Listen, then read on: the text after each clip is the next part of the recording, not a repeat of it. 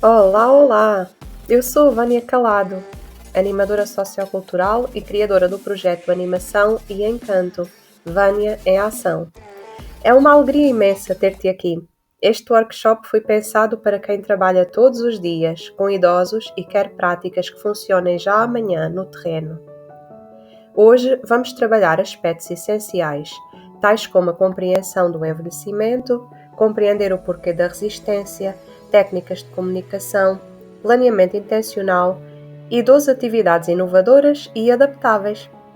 No final desta sessão, vais sair com ideias concretas, modelos práticos e um plano de ação para que possas testar o teu contexto ainda esta semana. Primeiramente, vamos falar sobre o aspecto essencial em torno do qual foi criado e se desenvolve todo este workshop. O que é a motivação? A motivação é um conjunto de fatores que levam um indivíduo a agir em direção a um determinado objetivo. E a motivação na terceira idade? O que é? No contexto da geriatria, a motivação é fundamental para promover a saúde e o bem-estar dos idosos, ajudando-os a manter uma vida ativa, saudável.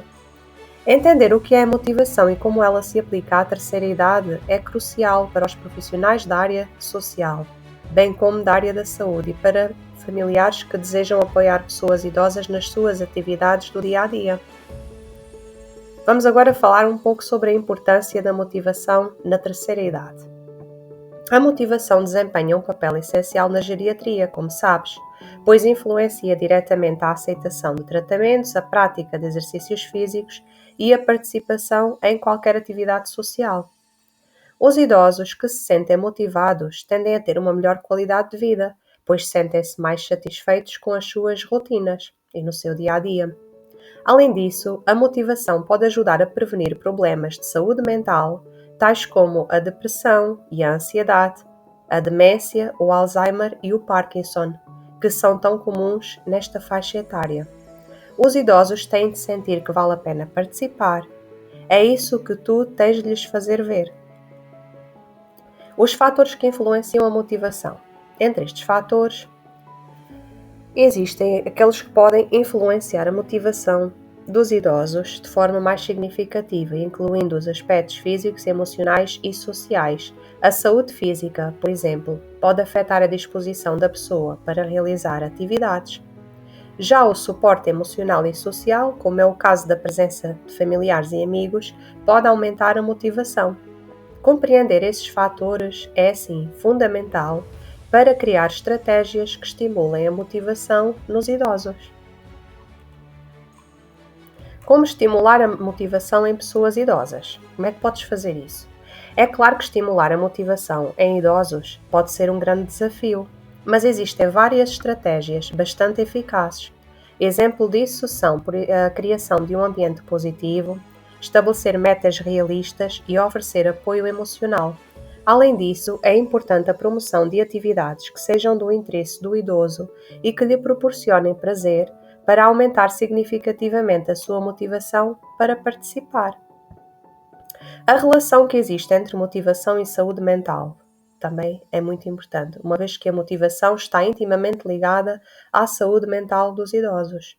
Quando os idosos se sentem motivados, eles tendem a ver a vida de maneira mais positiva, o que pode ajudar a reduzir os sintomas de depressão e ansiedade, entre outros. Por outro lado, a falta de motivação pode levar ao isolamento social e ao agravamento de problemas de saúde mental. Deste modo, é essencial monitorizar e incentivar a participação e a motivação como parte do cuidado com a terceira idade. Existem várias atividades que podem ajudar a aumentar a motivação dos idosos. Por exemplo, exercícios físicos, jogos de memória, atividades artísticas e sociais são algumas opções que podem e devem ser exploradas. Essas atividades promovem a saúde física, ao mesmo tempo que estimulam a mente e proporcionam interações sociais, fatores que são essenciais para manter a motivação da pessoa idosa lá em cima. O papel da família também é extremamente importante na motivação dos idosos. A família desempenha um papel crucial. O apoio familiar pode ser um fator determinante para que os idosos se sintam valorizados e motivados a participar nas atividades. Quando possível, deve ser incentivada a presença e a comunicação aberta entre familiares e idosos, e deve desenvolvê-los em atividades conjuntas, porque isso vai fortalecer os laços familiares e aumentar a motivação dos idosos, promovendo assim um ambiente mais acolhedor, mais saudável e mais feliz. 3 pilares da motivação do idoso são a relevância. Será que é para mim? A segurança. Será que posso fazê-lo? E a relação. Sinto-me realmente ligado ou ligada? Algo que deves entender é que a recusa da parte do idoso é sempre comunicação, ou seja, essa recusa comunica-nos sempre algo a nós, profissionais da área da saúde, da área social. O nosso papel é ouvi-la e saber interpretar essa recusa. Sabes que a velhice é uma etapa natural da vida, mas profundamente marcada por transformações físicas, emocionais e sociais. Com o avançar da idade, é normal que surjam limitações na mobilidade, na memória ou na capacidade de gerir tarefas diárias. Contudo, muitos idosos resistem a aceitar ajuda, mesmo quando se torna claro que já não conseguem viver com a mesma autonomia de antes. Esta resistência, embora bastante compreensível, coloca um grande desafio aos familiares e cuidadores. Como agir quando os idosos precisam de ajuda, mas recusam recebê-la? É claro que está aqui um grande problema, não é? Um grande desafio. Temos de entender se a recusa é um ato de resistência, de orgulho ou de medo. Antes de tudo, é importante compreender as razões que estão por detrás dessa recusa. Os idosos desejam manter o controlo sobre as suas vidas, tal como qualquer outro ser humano. Perder a autonomia pode ser vivido como uma perda de identidade, de dignidade e, consequentemente, de liberdade. Algumas razões comuns para a recusa de ajuda por parte dos idosos incluem o orgulho e independência, pois muitos idosos valorizam profundamente a sua independência e sentem que aceitar ajuda é admitir uma certa fraqueza.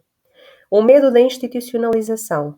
Existe um receio enraizado de que aceitar ajuda seja o primeiro passo para serem colocados no lar ou perderem o direito de viver em casa. A desconfiança.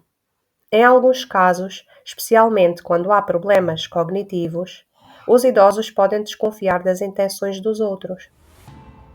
É normal isso poder acontecer. A negação da realidade. Alguns idosos simplesmente não reconhecem ou não aceitam que estão a precisar de ajuda, mesmo perante sinais evidentes. Por isso, também temos de levar isto aqui em conta. Experiências anteriores negativas. Más experiências com cuidadores ou familiares podem influenciar a disposição do idoso para aceitar ajuda. Algo muito importante que entra aqui é a escuta ativa e o respeito e a importância dos mesmos. Perante esta situação, o primeiro passo não deve ser forçar a ajuda, mas sim escutar a pessoa idosa. Ouvir o que ela tem a dizer, compreender os seus receios, as suas razões e os seus sentimentos é fundamental. É necessário criar um espaço de diálogo baseado na empatia e no respeito mútuos, onde o idoso se sinta devidamente valorizado e ouvido. A escuta ativa implica não só ouvir as palavras, como também prestar atenção aos gestos, às expressões e aos sentimentos da pessoa envolvida. Devemos evitar julgamentos ou críticas e demonstrar empatia, pois essa é a chave para construir uma relação de confiança entre nós e a pessoa idosa. Algumas estratégias práticas para lidar com a recusa. Se após a escuta e a tentativa de diálogo a recusa ainda persistir, existem estratégias que podem e devem ser colocadas em prática. Uma delas é envolver gradualmente o idoso nas decisões. Em vez de impor soluções, procurar envolver o idoso nas decisões sobre os cuidados e as atividades de que precisa e sobre os temas que lhe interessam e que mais lhe despertam a atenção. Quando a pessoa idosa sente que tem uma palavra a dizer, pode aceitar melhor a mudança. Uma segunda estratégia: começar com pequenos gestos. Às vezes, mudanças drásticas causam maior resistência. Começar por oferecer ajuda em tarefas pequenas, como ir às compras ou acompanhar uma consulta médica, pode facilitar a aceitação de ajuda, bem como a introdução de atividades de forma progressiva. À medida que o idoso se habitua a essa presença, será mais fácil introduzir outras formas de apoio. Apresentar a ajuda como uma vantagem, não como uma limitação, é uma outra estratégia. É importante mudar a narrativa.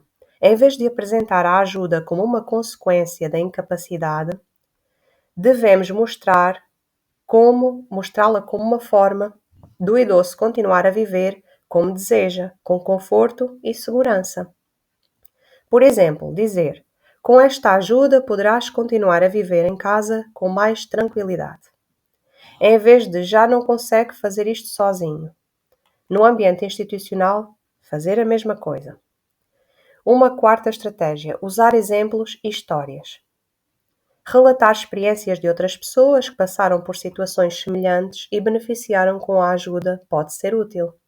Os idosos podem sentir-se menos isolados e mais compreendidos quando percebem que não são os únicos a enfrentar dificuldades. Uma quinta estratégia: envolver profissionais de saúde. Médicos, enfermeiros, psicólogos, assistentes sociais e todos os profissionais aqui presentes têm frequentemente um papel muito importante neste processo. Uma recomendação profissional pode ter mais impacto do que o conselho de um familiar. Além disso, estes profissionais podem ajudar a avaliar a real capacidade do idoso e propor soluções realmente adaptadas. Uma sexta estratégia: deve manter-se o foco na segurança e bem-estar. Quando a recusa põe em risco a segurança do idoso, como em casos de quedas frequentes, esquecimentos graves ou doenças avançadas, pode ser necessário agir com mais firmeza. Em casos assim, deve-se explicar claramente os riscos e apresentar opções que garantam uma maior segurança. Cuidar de um idoso resistente pode ser emocional e fisicamente desgastante, como sabes. Por isso é fundamental que cada um de vocês também cuide de si mesmo. É fundamental reconhecer os próprios limites, pedir ajuda, procurar momentos de descanso e manter uma vida social ativa. Pois se negligenciares o teu próprio bem-estar, estás apenas a agravar a situação, o que pode gerar ressentimento, frustração ou até comprometer a qualidade dos serviços que prestas. A resistência dos idosos à ajuda não deve ser vista como teimosia ou má vontade da tua parte, mas sim como uma resposta humana e um momento de perda e mudança.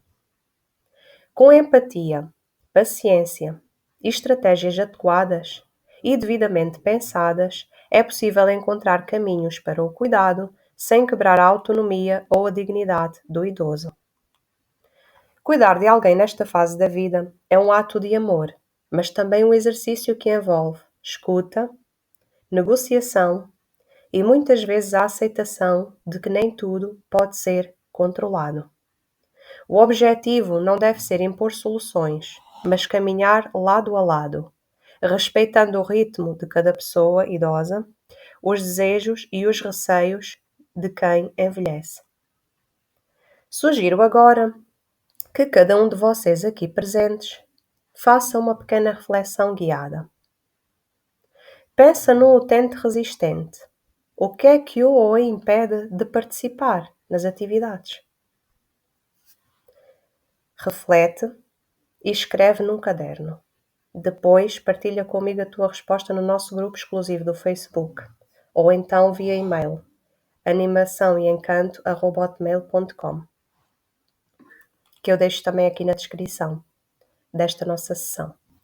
Alguns sinais comuns a que deves sempre dar atenção são os silêncios, movimentos, o desinteresse, sono, frustração e a agressividade passiva. Algumas perguntas que ajudam a perceber a raiz destes sinais. Por exemplo, hoje sente-se cansado ou cansada? Prefere apenas observar? Outra pergunta: gosta mais de música, de conversar ou de atividades manuais? Ou uma outra pergunta: há alguma coisa que o deixe ou que a deixe desconfortável ao participar? Agora, uma ferramenta prática para ti. É bom criares uma ficha de 5 perguntas. Usá-la durante cerca de 5 a 8 minutos por cada utente e familiar. E depois guarda-a no teu dossiê profissional. É uma sugestão que aqui te dou, muito interessante. Apresento agora as 6 estratégias seguintes fundamentais que deves aplicar, cada uma com microtécnicas. Uma delas é fazeres uma aproximação progressiva, através dos seguintes passos: observar, fazer um convite pessoal, levar à participação de 2 a 3 minutos, elogiar a pessoa e depois fazer um novo convite. Por exemplo, convidar para ajudar a distribuir as canções. Agora tenho aqui uma segunda estratégia que deves aplicar, que é a seguinte: dar papéis e responsabilidade.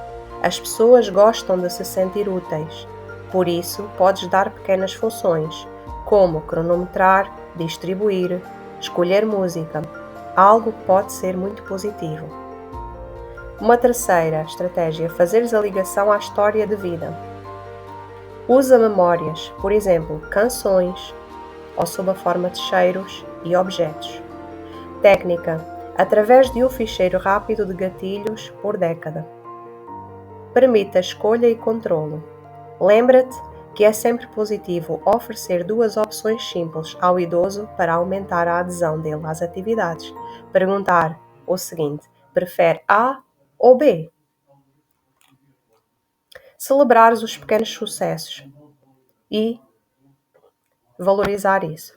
Portanto, um objetivo: 5 minutos de participação. Comemorar com um elogio em público. Esta é uma outra estratégia muito válida. Uma sexta estratégia: criar sempre um ambiente seguro e previsível, com dar sempre atenção à luz, a assentos confortáveis, ritmos previsíveis e música adaptada. Vamos falar agora sobre a importância da comunicação humanizada. Os elementos principais da comunicação humanizada a que deves dar atenção são os seguintes: o tom de voz, o ritmo, o nome, contacto físico com sentido e a escuta ativa. Técnicas práticas que deves adotar. A reformulação é uma delas. O silêncio intencional, uma outra prática. A pergunta aberta e a validação emocional. Podes sugerir um mini roleplay para grupos presenciais. Transformar ordem em convite. Por exemplo, a ordem: levante-se. Em vez de recorreres a essa ordem, deves recorrer antes a uma pergunta deste género: quais destes 2 lugares preferes experimentar? A seguir, resume 12 atividades com instruções sucintas, mas completas. No final desta sessão, vou enviar um e-mail que tem as fichas completas. O manual que tem as fichas completas para o teu e-mail. Primeira atividade: mala das memórias. Estimulação sensorial mais narrativa. O nível dos materiais de que vais precisar. Vais precisar de uma mala, um caixote com objetos, como uma chave, um botão, um lenço, uma concha, colher antiga, etiquetas. Passos necessários. As famílias e o animador trazem objetos. Cada utente escolhe um deles e conta a memória ligada ao mesmo. O animador relaciona com outras memórias e, por fim, registra no dossiê profissional. A adaptação da atividade para analfabetos e cegos. Aqui deves fazer a descrição oral e por meio do toque. E para acamados, deves levar a mala à cama. Uma segunda atividade: o bingo das décadas, bingo temático emocional. Aqui vais precisar de cartas com imagens e objetos por décadas. Ao marcar, partilha-se um fragmento de memória. E também levas em conta como indicador o número de memórias partilhadas por sessão. A terceira atividade que aqui sugiro é a cozinha de afetos, degustação e narrativa, em que vais preparar receitas simples com histórias. Receita de bolo, broa, chá, degustar e pedir histórias de família. Em relação à segurança, devem ser verificadas alergias e temperatura, muito importante. Uma quarta atividade, oficina de cartões em voz alta, mensagens gravadas. Cada utente dita uma mensagem aos netos. Depois o animador grava essas mensagens em áudio e envia e cria um cartão físico para entregar. Para idosos acamados, a gravação deverá ser feita na cama. A quinta atividade é uma dança de época sentada. Vai trabalhar aqui a motricidade, mais música. Registra e solicita movimentos adaptados às capacidades. Usa lenços e coreografia em cadeira. Como indicador, o incremento de mobilidade passiva e ativa. Sexta atividade, teatralização da vida. Dramatização curta, através aqui da dramatização curta. Recontar pequenas histórias de vida em papéis simples. Participação por escolha. Para déficits cognitivos, papel de narrador assistido. Sétima atividade, roda da gratidão. Reflexão emocional. Cada um deve sentar-se em círculo. Cada um diz uma coisa pela qual é grato. Pode ser breve, poderoso para relações. Este exercício, muito poderoso. Atividade número 8. Jardim de memórias. Horta terapêutica. Plantar pequenas ervas ou suculentas. Marcar com etiqueta de família. E visitas posteriores. Boa para continuidade com familiares. Esta atividade. Nona atividade. Quiz local, património. Como estimulação cognitiva. Podes elaborar perguntas simples aqui, nesta atividade, sobre tradições locais, entre as equipas e a família e o utente. Uma versão fácil com duas opções, A e B. Atividade número 10. Caixa de aromas da infância. Aqui vai ser estimulado o olfato. O que precisas ter? Saquetas com café, canela, pão, lavanda. Para cheirar e partilhar a memória associada a esse objeto. Este tipo de atividade é muito eficaz em pessoas com demência. A 11ª atividade, Fotografia Express, Mini Estúdio. Realiza breves sessões fotográficas familiares. Coloca as fotos no teu dossiê profissional, pois isto eleva fortemente a autoestima da pessoa idosa. Como sabes, para as pessoas idosas, uma fotografia é muito valiosa. Por vezes é muito mais importante do que qualquer outro presente que lhe possamos dar. A 12ª atividade. Como 12ª temos o Clube do Livro em voz alta. Leitura partilhada. Esta atividade consiste em fazer a leitura de excertos de memórias locais, usar audiobooks para pessoas acamadas e fazer uma discussão guiada, por fim. Para cada uma, no manual, há uma ficha completa com tempos, adaptações e modelos de avaliação, que vou então disponibilizar a cada um de vocês. Vou enviar-vos por e-mail, após esta sessão. Como documentar fichas, dossiê e comunicação com a família. Vou mostrar-vos a ficha de motivação e a ficha de sessão, de uma página. A importância de registar pequenas notas, 5 linhas, após cada sessão. É muito importante fazer isso, registar as pequenas notas, aí de umas 5 linhas depois de cada sessão. Encoraja a partilha de foto e voz com consentimento, pois isso fortalece a ligação entre a família e a instituição. Como envolver a família e a equipa? É muito positivo convidar as famílias dos idosos e atribuir-lhes diversos papéis, como, por exemplo, contar histórias, trazer objetos e ajudar na sessão. Convite para aprofundar, fecho promocional suave.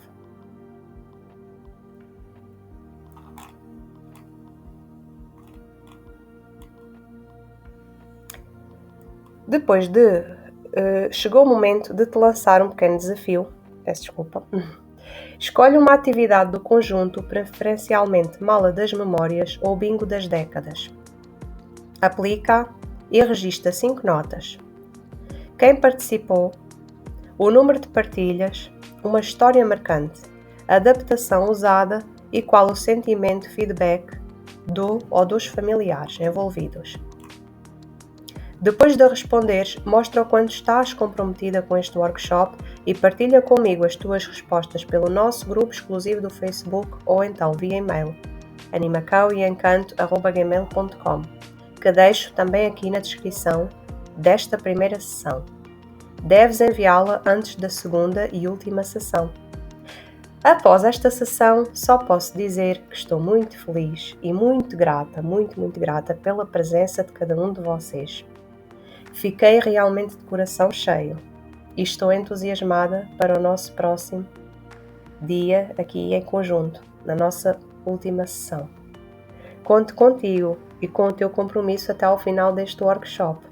Espero que também estejas motivada para a próxima sessão, que aproveites muito bem para rever esta sessão, voltar a ouvir, voltar a analisar, para que faças realmente aqui os desafios que te sugeri também, e podes partilhar lá no nosso grupo exclusivo do Facebook, o grupo exclusivo aqui do workshop, mas também podes fazê-lo se preferires por e-mail. Vamos juntos? Desejo que tenhas uma ótima noite, até quarta-feira à mesma hora. Abraços virtuais.